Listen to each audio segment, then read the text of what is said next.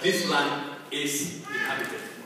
And so when you read all that chapter 13 and chapter 14 and chapter 15, you shall come and realize that God gives some specific things that these people were going to look into the land of Canaan.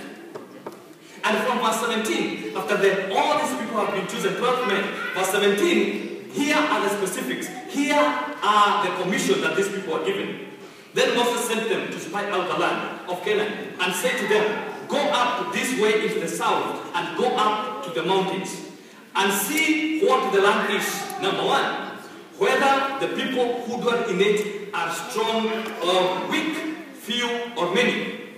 Whether the land they dwell in is good or bad. Whether the cities they inhabit are like camps or strongholds. Whether the land is rich or poor, and whether there are forests there or not. Be of courage and bring some of the fruits of the land. Now the time was the season of the first grape fruits. So here God sends a man. And when he's sending these men, he tells them before they go, I'm not telling you to go and spy and come and give me a report so that I can decide whether I'm going to give you the land. God tells them, I am going to send you that you go and spy, but even if you're going and spying, already I am willing to give you the land. Before they left Egypt, God had made it clear that I'm going to send you into Canaan. And so when these men are going in there, I want to repeat again, these men are not going to come and give an opinion to God so that God can make a decision. Already God has made a decision. You know what? This is the land I'm going to give to you.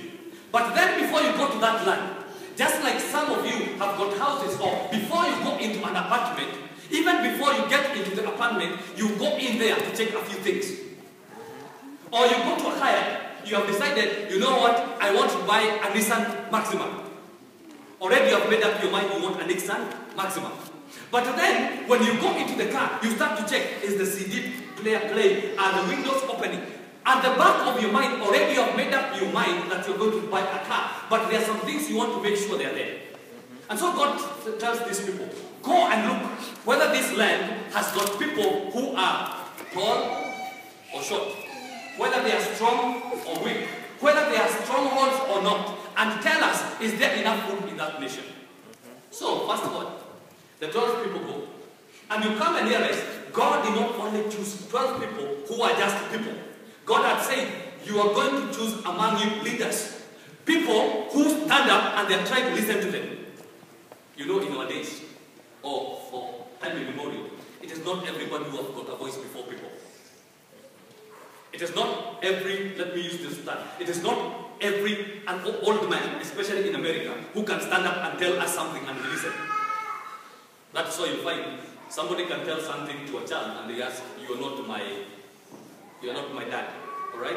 But where we come from, we know any old man or somebody who is older than you can say something. But here God tells them, choose men who are leaders. And so these people go. And when they go, when I was researching, I thought that these people went as a group.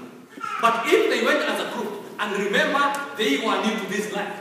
If you saw 12 men moving around here, what are you going to click? What is going to click in your head? Something sinister. There are some strangers, 12 strangers walking together. I don't think something is right here. But God told them, when I was doing some research, my Bible tells me, I found out that they went 2 by 2. 2 are chosen, you are going to go north, you are going to go south, you are going to go west, you are going to go east, southeast. So they went in 2 by 2. And when they went, you'll find out that they went and found out and they came back with a report.